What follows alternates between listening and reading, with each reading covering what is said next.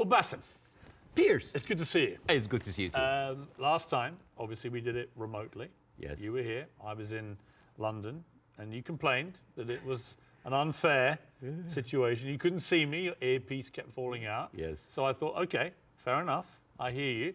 I got on a plane. I flew 6,500 miles. And not only that, we're doing it in somewhere that is very familiar to you. It's the Comedy Store in Los Angeles, where you performed many times as a stand-up. So I've done my bit. You did. But actually, this is not the first time we meet in person. No, we did originally in London last year. And I know that many people are watching this for the first time. I would know this, but like I would really love to tell the story of that moment because I was having a tour in the UK and Europe, and I was doing my English stand-up. And one of my, advertising promotion plan was to come on your show. So my agent called me, it's like, Bاسم, you're going to be on Piers Morgan. I said, damn. It's like, what's wrong? It's like, well, Piers Morgan blocked me on Twitter. I did. And he said, like, what did you do? I said, well, during January 6th, the insurrection, you tweeted something about it. And I was so angry at what's happening. And I remember you having you and Donald Trump in a picture. And I said the guy who had Donald Trump with him, whatever. and then I used like very harsh words. And of course, you blocked me. And then I said, like, does he know? I don't know. Does he know? I don't know. Does he know? I don't know. So I walked into the studio, and the moment I was like being seated and they're preparing before we go on air, and you said, "Oh, hi, Bاسم. It seems that you have more followers than me, but it seems that I blocked you. Why?" And I told you, and then we said the story on air.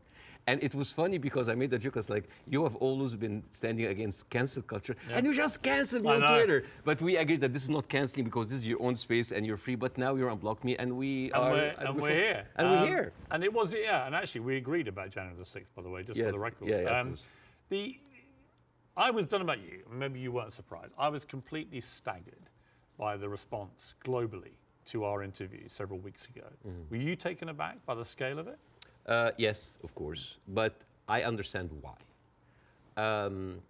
For many years, the media covering the Middle East has been showing a certain point of view. I'm not going to say bias, but I would say it did not allow certain voices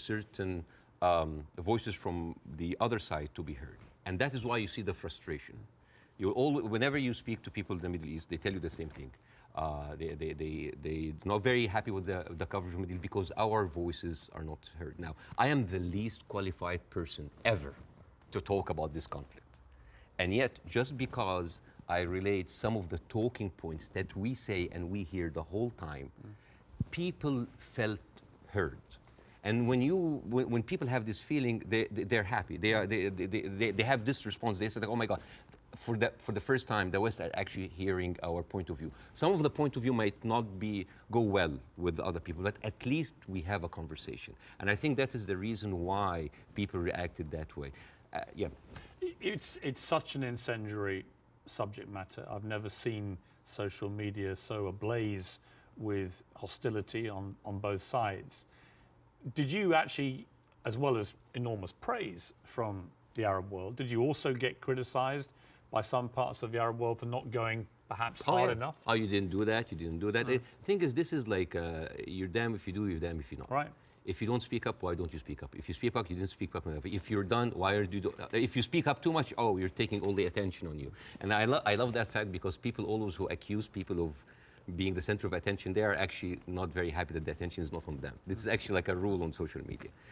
But yeah, there was a backlash, but there's also a backlash from the other side, which I mean, here and other comedy clubs, I worked with people from all kinds of different backgrounds, Jewish, Christians, Muslims, Arabs, atheists, all kinds of people. And there are a lot of people who went into my socials like, oh, so you're a terrorist sympathizer now, And I think it is important to have a nuanced, deep, interesting, intelligent conversation. A lot of people waiting for this are kind of like, yeah, Bاسم, bury Piers, show him. And this is the problem with the news today. The problem is the news today, it's not about the news anymore. It's about the people giving you the news. So it becomes a show, a circus. Two gladiators in the Colosseum, two pigs fighting in the mud. And this is why people don't get anything out of it. It's a circus. You know, one of the things I heard a lot was, who is this guy? And they weren't talking about me. Sometimes I wonder. Now, obviously, you're very, very well known in the Arab world. You're known as the kind of, they called you the Arab Jon Stewart, and you're well known in America, but you weren't that well known, for example, in the UK. And I think what this interview did, it made a lot of people think, wow, all right, this is incredible. But tell me more about Baassem Youssef. And I did a bit of research into your life, and it is a fascinating journey that you've gone on to get here to Los Angeles. And I think it's worth just taking a little beat here to talk about this, because you began in Cairo as a heart surgeon. I mean, that was your career path. Yes. And you were a heart surgeon. I was a heart surgeon until, I spent 19 years in that career, 7 years in medical school, 12 years as a practicing doctor. And 2011 happened, and the revolution happened, and I had my own show on YouTube. I did like small videos. Well, I'm going to come to this, because I was by coincidence, I had just joined CNN to replace the great Larry King. And I hadn't actually done any live show. I'd done a few weeks since I joined of taped interviews with big names, Donald Trump, Oprah Winfrey, things like that. And I was flying back to Los Angeles when I got a message that Egypt was going up in the start of the Arab Spring. And I actually went to a studio very near here, about a mile down the road on Sunset, the CNN studio, the old Larry King studio. And I went live for the first time, and it was about the Arab Spring. It was about what was happening in Egypt. And at the same time, you, in Egypt, were actually in Tahrir Square, helping wounded protesters, actually medically treating them. I mean, this was a kind of movement that inspired a lot of Egyptians. At the time, I was in the hospital, and a lot of people just had volunteered, and the nurses were just like giving us like supplies, go, and we were going there, and we were basically tending to the wounded, because it is, and it kind of gives you a different perspective when you see helpless, defenseless people who are not armed, who are being beaten by security forces, military forces, being shot, being hurt. And all we can do is just like provide some medical attention. And it kind of gives you a perspective to see how humanity sometimes can show its most ugly face. And the suppression of free speech, freedom of expression. The ability of people to say what they honestly feel about a situation. And the suppression of people's basic rights to freedom. Absolutely, And that kind of like taught me a lot, and inspired me to do the show. But well, you start. I mean, it's a crazy story, this, and I want to tell it, because you just decide to do 5-minute stuff on YouTube. And you are expecting a few people to watch it. And then literally it just flies, and suddenly you're getting millions of people watching this. And very quickly, one of the big networks comes in, and then you're suddenly doing this stuff for 30 to 40 million people. Like a third of the entire population of Egypt is tuning in to watch it. You're the biggest star of Egyptian television. Oh, please. You were. Don't stop. I mean, what an extraordinary thing, though, for a heart surgeon to go from helping protesters medically in Tahrir Square at the start of the Arab Spring to within a year, you're the biggest star on Egyptian television. It's a crazy thing. It doesn't sound as glamorous as this. It felt horrible. Did it? Why? Oh yeah, overnight fame, this Scary. size, it's toxic. Terrible. It corrupts. It goes into your soul, and it's not good. It's not. I actually didn't enjoy it. And the worst part about it is that like you're trying to do comedy in very controversial climate about very controversial issues. So you'll never satisfy people. And the problem is that people have these expectations. Oh, if you are successful in this, you must be successful at solving this. And when things are not solved, because politics, as you know, very difficult to solve, that expectation, this love turns into hate. And this is one of many reasons that I had to leave, and I came here eventually. Well, let's just take people through what happened, because they probably don't know, a lot of people. So during the presidency of Mohamed Morsi, who was a democratically elected Islamist, you had relative freedom to start, but then the more you went after government propaganda, the more you stood up for the people against the government, then the trouble started. Morsi wanted to shut you up. You eventually get dragged through the courts. I was arrested. I was arrested for one day.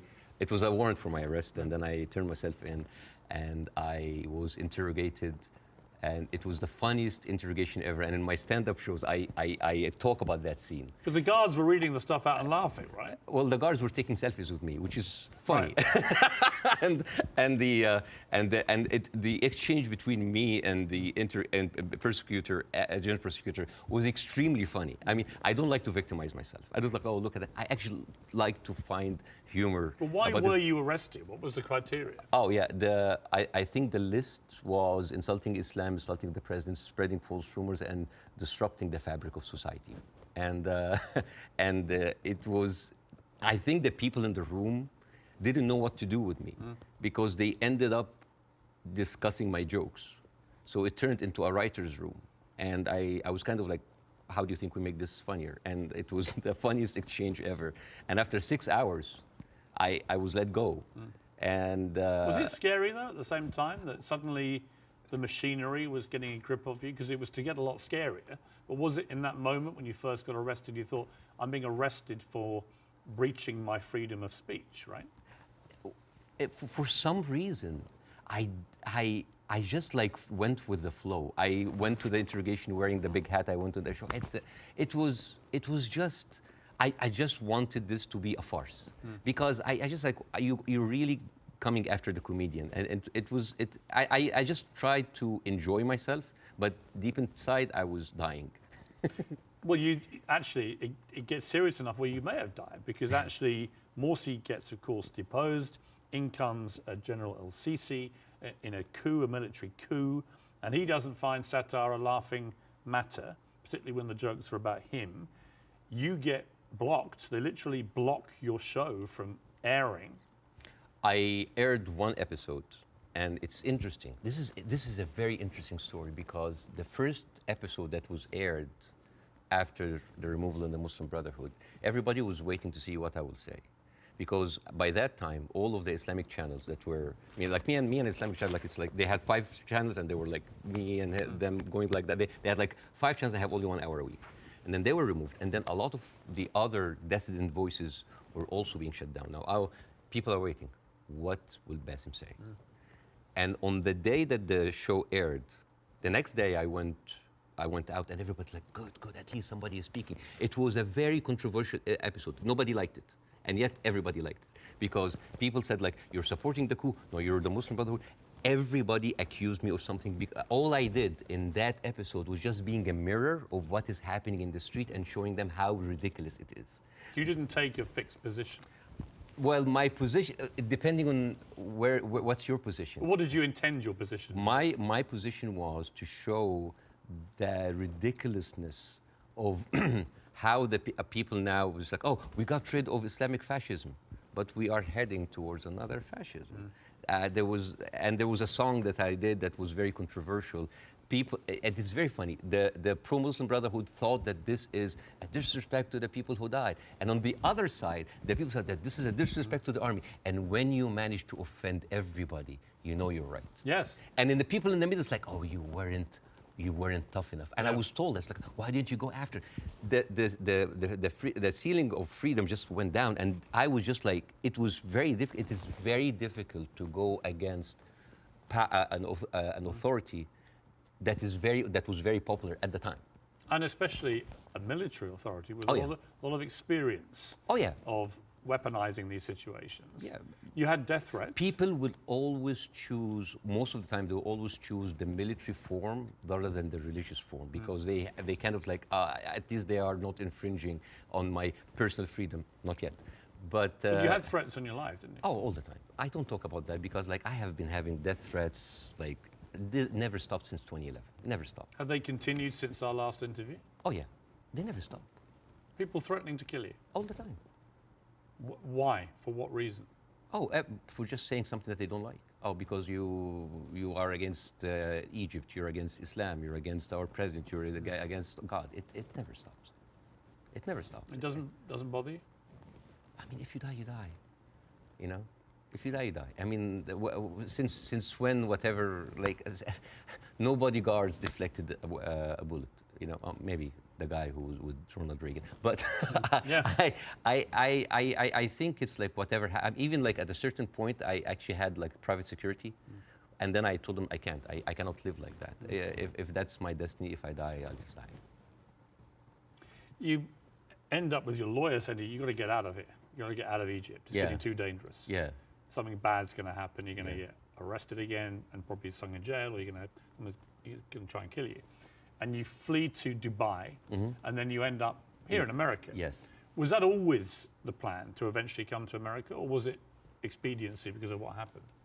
Well, it's funny that you said that because I visited the United States after the first year of my show. And a doctor that's there, an Egyptian doctor, has been there for a while. I said, listen, Bاسم, you are very visible in the media, and I think you can use that to apply for a green card as a special talent. And I did. And it's like, I have like a huge show in It's Egypt. actually the criteria, because I have the same. Yeah. Is an alien of exceptional ability. Yes. Is what they call you. Yes, we're very, charmingly. Yes, we're very We're exceptional. exceptionally able aliens. We are, but we're still aliens. Yeah, yeah. I know. It always makes me laugh. Like, you can come here, but you are an alien. You're an alien, but you're exceptional. Yeah. And I just applied for it, and I got it. I got the time 100 that helped both from my application. I said, maybe I'm not going to use it. And then when that happens, ooh, the green card came handy. So a lot of people think that I'm here on asylum. I'm not. It was just a strike of luck. You now do stand-up. You've done it for 5 years. And fascinatingly, you do some of it for an Arab audience. You have a whole show in Arabic and an English-speaking yes. version. Yes. And they're probably very different, right? Totally because different. Different sensibilities, different humor, Yeah. different crowds, Yes. different expectation. Yes. Well, the Arab audience come to my show, they expect that's going to be another version of my show that I did in Egypt. And I said, no, it's my personal story. And that when the Arabs come to my English shows, like they think it's like an English version of the shows. Like, no, it's a different story. Even then, this weekend, right before I met you, because of our interview, I sold out Arizona. Really? Yes. And I stood, and the first thing I said, like, who here came because of the Piers Morgan show? I was like, I was like, boy, you're gonna be disappointed because this is not about that. But isn't that amazing? I mean, Yeah. that shows the power of that interview. Yeah. Resonating even in Arizona here. Yeah, because I don't want to succeed just because of a trending moment of time. It is the same show that I've been working and perfecting, and like any stand-up comedian in the United States, your dream is what? Is to sell you special to platforms like Netflix or HBO, and you want to get there. Because for me, that was like a rebirth. Because I thought like everything was lost. I came here, I had nothing. As first 3-4 years, it was terrible. The first 2 years I was doing stand-up. Oh, I bombed hard. And I went home crying. I said, like, I'm not going to make it. And then suddenly I have already a tour. I mean, even before our show, I already had a set tour. And now I'm having like this ability of like talking to people with different languages, talking to all these different languages. The show that I did in Arizona had an incredible mix of Arabs and Americans. Amazing. And they came here and they completely, and there a lot of them came, they were Palestinians. And they came with like the Palestinian flags and the keffiyeh, and they thought, it's like, guys, it's like the way, laughter, being good at your job is in its way a way of resistance. Because when you laugh, when you show people that, hey, they have Arab people here, and they are, by the Arabs and Palestinians population in Arizona, one of the most established population in the United States. Arabs in the United States in general, they are like professionals, doctors, engineers, professors. Even the Uber drivers, they are probably were like an engineer or someone very established there, but he had to have like a step down in order to come here and survive. So, I mean, we hardly come find like illegal aliens here or people like came in that were not qualified. So, and this is the problem this is why the reason people were very happy with our interview, because because part of the hate on both sides is that we see the news from a different perspective. And people here see the news from another perspective. And everybody's like, why are those people reacting like this?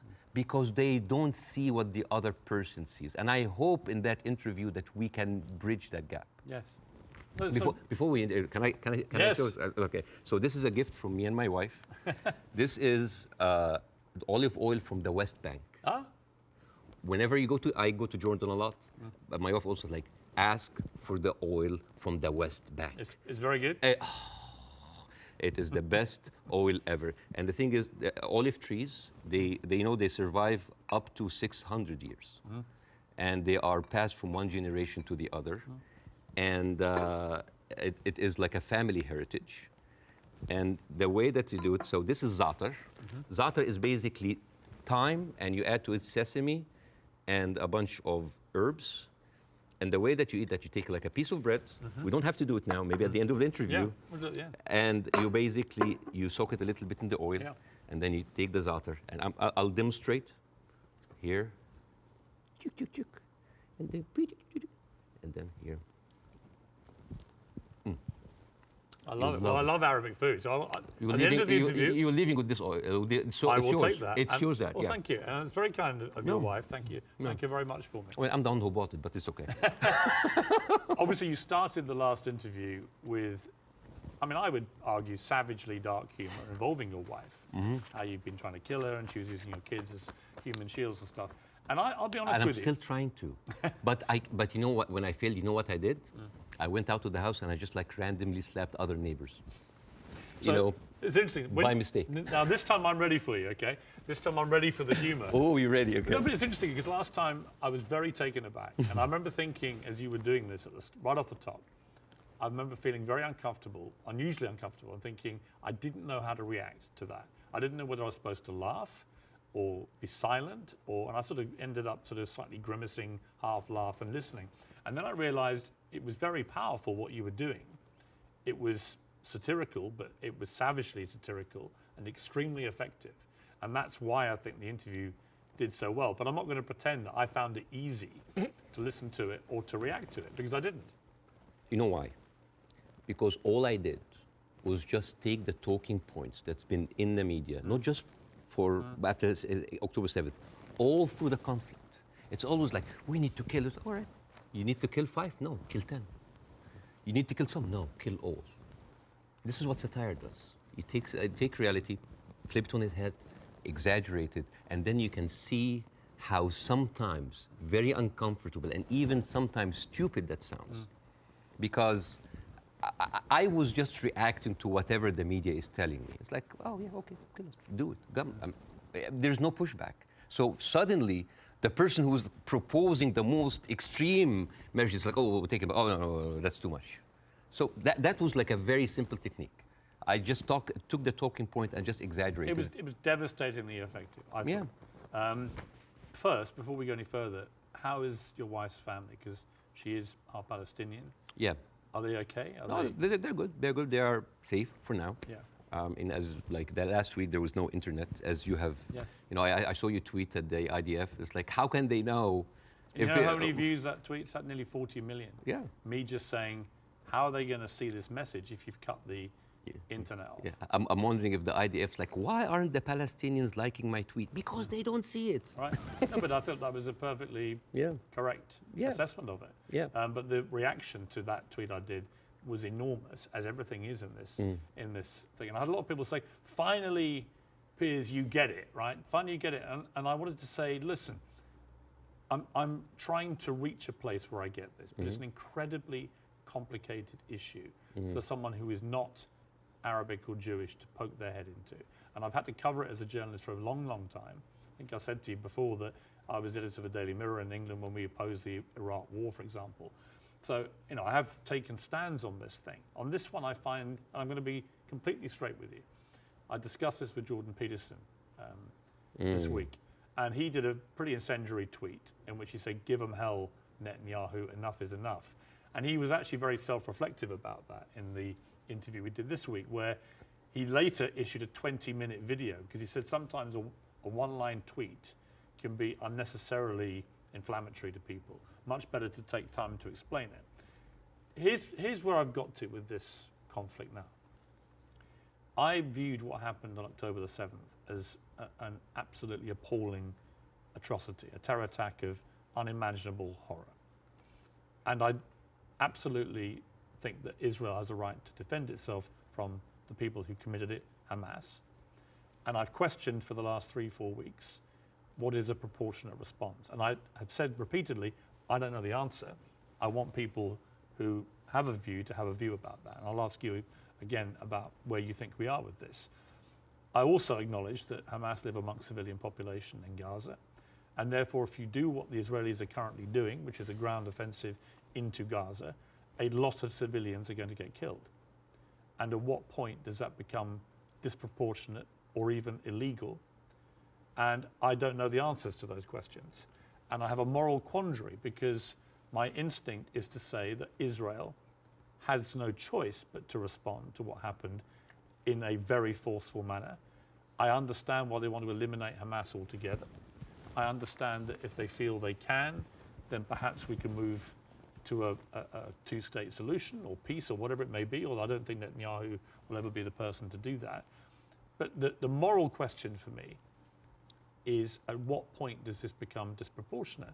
And when you see thousands of children being killed in Gaza, it fills me with utter horror. And then people say, well, do you condemn it? And I find it very easy to condemn Israel turning off the water, Israel turning off the power. I think it's ridiculous that Israel should have that power over millions of people who are not part of their country. I think it's terrible what's happening in the West Bank with the settlers. I think that the stuff there is completely easy to condemn. But can I, hand on heart, condemn Israel trying to destroy Hamas after what they did on October the 7th? That is where I'm struggling to find myself saying I condemn it, because I believe that they are right to try and destroy Hamas. Now, what do you feel about my moral quandary? Well, there's a lot of points, very lot, and I think this will kind of like lay the ground rules for that interview. There is a whole thing about like Israel right to defend itself, the condemnation. First of all, let's start with condemnation. Yes. You want my opinion? Yes. Condemning Hamas or condemning Israel? Yes. Completely useless. Completely useless. Why? I condemn Hamas, you condemn Israel, interview is over. What happened? Nothing. It is just checkpoint, like morality checkpoints. But I've interviewed a lot of pro-Palestinians, for example, some of whom will immediately say, I unreservedly condemn the terror attacks of October the 7th, and then go on to criticize Israel. And I think that's it's a position I can completely respect. Yeah. But I find it much harder to respect a pro-Palestinian guest on my show if they simply resolutely refuse to say that they can condemn the terror attacks. Yes. I find that less worthy of respect. But you see, this is the problem with the news. We go into the circular motion of the same answer. One thing that I have noticed, not just on the coverage of these events, the events before and before and before, every time this starts, people say, we don't know what's happening. It's a very complicated situation. Right. What is happening now? And for me, as a viewer, if a conflict that's been there for 75 years and the media with all this technology has been covering it and we hear the same exact words, we don't know what's happening. It's complicated. It's a very complex. That is a failure of the media apparatus. That is the failure to themselves and for the audience, because why every time this happens, it seems like it is happening from point zero. And I think to help understand that, I will get to the October 7th. I will get to the condemnation. I will get to the self-defense. But I think maybe we can we have like all the time in the world, and we can discuss, this interview could be a bookmark, landmark for maybe looking at that conflict in a deeper way that nobody had gone there before. We had the views, we have people waiting. Yes. You know, as I said, I'm the least qualified to discuss that, but it's an opportunity to use it. I'm not massively well qualified myself. Yeah, both of us. Like, I mean, look at us. I'm an Irish Catholic. I mean, right? look at us. Yeah, two privileged people. One white, one white wannabe, discussing the most complex conflict of our history. But I want to start in a totally different area. I want to start with anti-Semitism. Yes. I think it's an important issue. Yes. I think there is a rise of anti-Semitism in the world, and I think this is very dangerous. And I, as a Muslim who has been through events where there were terrorist attacks somewhere, and that reflects on us, I can completely feel that. Since what happened, I had text messages from the Jewish friends, are you okay? Are your wife's family okay? And I was texting them, are you okay? And I think it is very important to agree on the language, because the word anti-Semite has been used and abused, and most of the time not for the good interest of the Jewish people. Because the first 2 days of the coverage, I watched the news, and there was a lot of protest that was led by Jewish Voice for Peace, and they were led by people who opposed the Israeli attack on the civilians. And I remember quite well, many of the Republican representatives in Congress came out and they were calling these the global intifada, the global jihad. I love it when they say jihad. They sound like a horse. Jihad. It's very funny. Or they say like, these are, and I quote, Iranian-backed jihadists. And I said, wait a minute, but most of those people are Jewish. Those people who took over the Capitol, the same people who took over Central Station in New York, which is known as the biggest civil disobedience event in America in the last 2 decades, they were all Jewish. And then I find Nikki Haley saying anti-Zionism equals anti-Semitism. And then I remember it's like, oh, Jewish people in America are saddened by the fact that they are not citizens of America or citizens of the world, but they are citizens of Israel, and they have to back Israel in whatever they do. And these are not my words; these are the words of Jon Stewart. He went down and he said it's very, very important to divide these two. And what is very, very interesting. Would you compare that on that specific point to the way that people try and say all Palestinians are responsible and accountable for what Hamas do? Yes, yeah. In other words, I think you can be very critical of Israeli government and their policies and Benjamin Netanyahu and the politicians, but that doesn't mean that you have to take that criticism to innocent Israelis who may have exactly the same criticism themselves. And this is why it is very important to have these kind of discussions, because the saddest thing that I saw is the people that were in so much support of Israel are anti-Semite themselves. MTG, Marjorie Taylor Greene, you know, she said like, oh, I send my aides, and they took pictures of the protesters. Basically, she's surveilling protesters.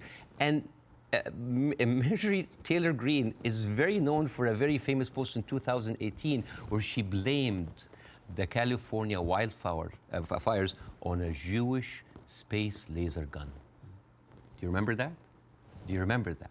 I was just like, oh, they were burned because Jewish investors, Rothschild and Finstein, anything that ends with Stein, because that of course sounds Jewish, they put a satellite and shooting laser beams to... It's possible. And not just her. You have Steve Skoulas,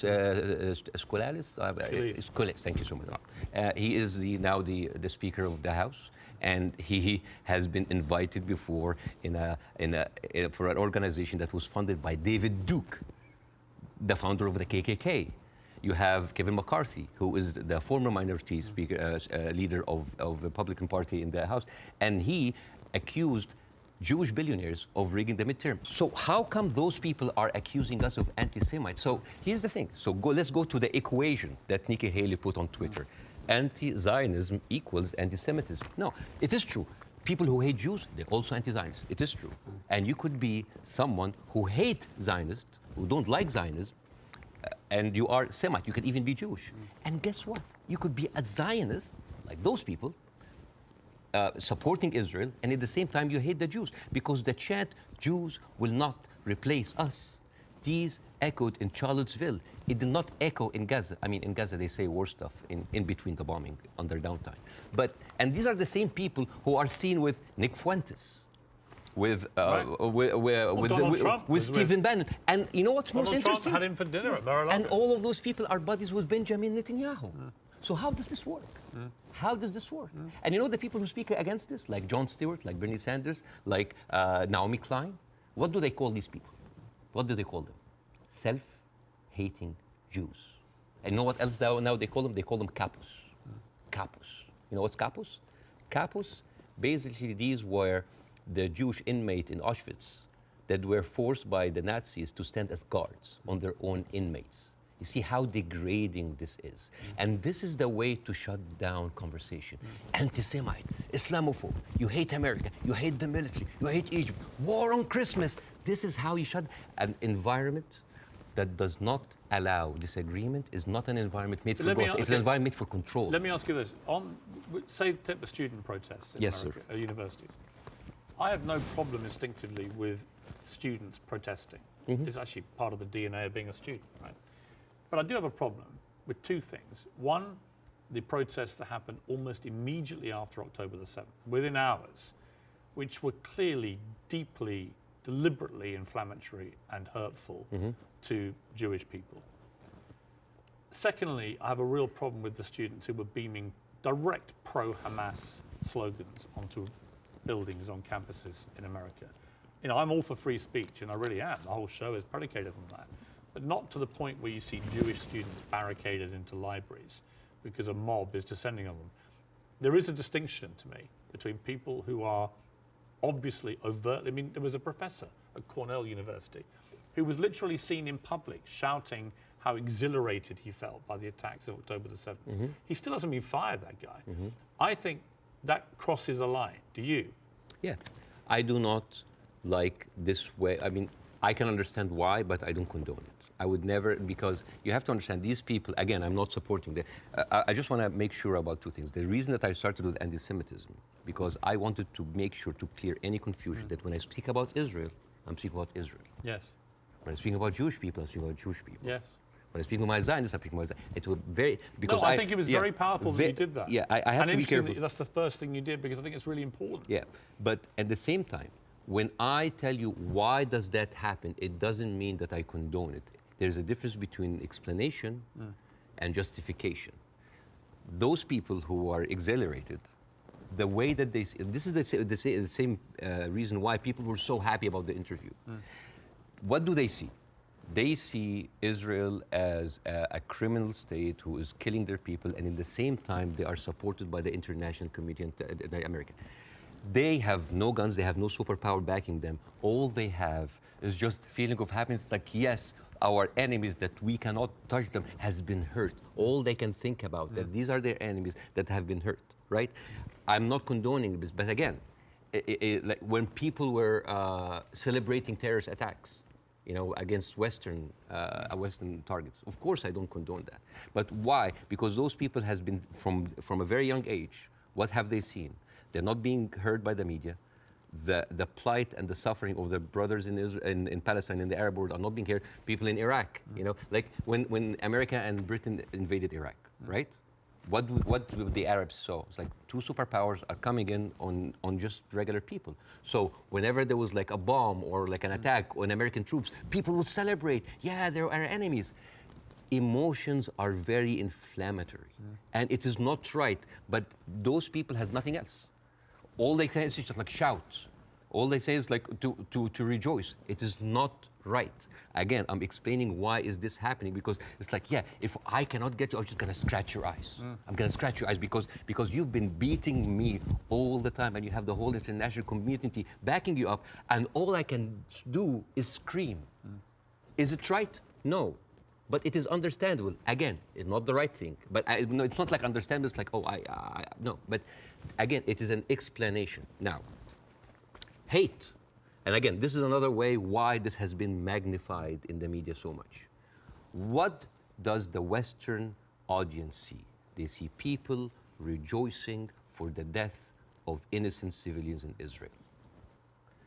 This is what have the Arabs seen for years on the Arab world. For example, if you look up Sderot Cinema, this is in 2014 when Israel was bombing Gaza as usual, and the Israelis in the Sderot, the kibbutz or the settlement, they went on a hill and they had popcorn and they had drinks and they were like watching the show and they were cheering with every rocket coming down. This is what we see. Western people didn't see that. Well, somebody found a tweet actually of mine from 2014 in which I said, at what point does what Israel is currently doing to the Palestinian people become terrorism? And because I've always said, you know, I've spoken about this a lot over the years, and I've always tried to be extremely fair-minded, albeit nobody really wants you to be fair-minded. They want you to take a side. But that was clear that my thinking back then was that they were absolutely overstepping the mark. Absolutely. But again, to the point of rejoicing. No, I know what you mean. Yeah, but like if you, for example, Google the wedding of hate. This is like a Jewish wedding in Israel where they were celebrating the arsons and No, the no, I've burning seen- I've of seen- Palestinians. But now, to be clear, I've seen lots of video no, but like, clips. not talking to you, Piers. No, I know, I I'm know. talking to the Western audience I because understand, but I want to see like I want to say like this is what they see. I mean, for example, there is a very famous video for Samuel Abu Za'anin, who is like a young kid that he was shot point blank by an Israeli soldier, and he was not allowed to have any medical attention. And as his dead body was being put into the ambulance, the Jewish settlers were cheering. So for an Arab audience, this is what we see every day. So when they see, oh, we heard them back, we heard their people like they heard back, it is not right. But this is what hate does. It escalates, it feeds each other. Radicalism feeds it. It is terrible, and it is just like a vicious circle. So I would like to do something that is very interesting tonight. I want, when I invited Jon Stewart to my show, as much of like a reception that if you've seen the YouTube, people just like, Yeah, sorry. we had to cut the 5-minute standing ovation for broadcast. People were on their feet for 5 minutes. They could not believe it. I remember Jon Stewart telling me I could never imagine that a Jewish guy from New Jersey would have that kind of reception in Cairo. And yet, on the internet, people who would, what? You brought a Jew on your show? Why you are with a Jew? Yes, hate is there. Yes. So, and the thing is like why we do not see each other, people in the Middle East, people in the West, that we do not put ourselves in each other's shoes. And I want to do something very interesting today. I want to give, I like telling stories. And I'm going to tell you a very nice story. Tell and away. this is the story, surprise, surprise, of the suffering and the plight of the Jewish people. And I want to say that because it is very interesting when you see the trauma and the suffering that the people on the other side went through, you might understand why they're coming. So this is, see this? This is a map of all of the history of the expulsion of the Jews in Europe. They've been like, I have never seen a minority being kicked around this much, right? And of course, this comes back to the, the whole idea about the original sin, that you have betrayed Jesus Christ. The blood of Jesus is on your hand. And then comes the 11th century. At that time, Jewish people were not allowed to own land. They were just peasants. Even some of the professions were not even allowed to participate in. But they were allowed to do one thing, usury, money lending, because it was prohibited by the Catholic Church to engage into that. So what happens when you work in money? You get richer, right? And those Jews lived in ghettos. Now, ghettos was not just like isolated neighborhoods in cities. Sometimes ghettos were outside the city. This is like how isolated they were. And in those ghettos, they have to pay gold to the mayor or the governor or the prince or the noble. So they would see, you're getting richer. I need more taxes. So they pay tax. What happens when you have a business and they increase your rent? You increase your service, increase the taxes, increase the. So what happened? The Christians started to default. And suddenly, the image of the greedy Jew was created. Shylock, merchant of Venice. If it will feed nothing else, it will feed my revenge. Like never did I see a creature I can't remember that. Never did I saw like a creature that looked like a man so keen and greedy. Confound of a man. English. I messed it up. Anyways, but this was the image, greedy Jew, the greedy Jew. This was created because of their conditions, and it became worse in 1095, when Pope Urban II called for the first crusade to go and save the birth of Jesus from the unbelievers Muslim. And this crusade did not kill a single Muslim. You know how many people they killed? 2,000 Jews. Because it's like, wait, the non-believers are all over there. Why? So they went to it's called the Crusades of the Rhineland. So they went to the Jewish community because, hey, we own the money, so let's kill them better than paying them. And then came the plague. And then all of the things like, oh, they're killing babies, who would do that to a baby, And they accused them of poisoning the well. This was the kind of oppression that the Jewish people went through. Fast forward 19th century, there was like the Eastern Jew in Ukraine and Russia, and there was the Western Jews in Europe. those people in the East, the Eastern Jews, had to immigrate because of pogroms, and they were like, kicked out. And at a certain point, the people in the West, especially in England, it's like, there are too many Jews. We need a solution. A solution for what? For the Jewish problem. So it's like, we need to get rid of them. And you know what? Palestine was not even in the A list. Palestine was in the B list, because England proposed 6,000 square miles in Uganda for the Jews, 1903. And the reason why Palestine was not on the list, that it was objected by a lot of rabbis that said, like, it's a promised land, but only when the Messiah comes. But there were other options: Argentina, South Africa, Uganda, Madagascar. And eventually they said, all right, let's do Palestine. So they went to Palestine in 1914. There was 700,000 people living in Palestine, 3% were Jewish. 1917, Balfour Declaration. Arthur Balfour, he called the Jewish people in England that they are alien and hostile race. And the thing is, the only Jewish member of the parliament, of the English parliament, Lord Montenegro, he objects, like, these are British citizens, we should not kick them out. So they pushed them, but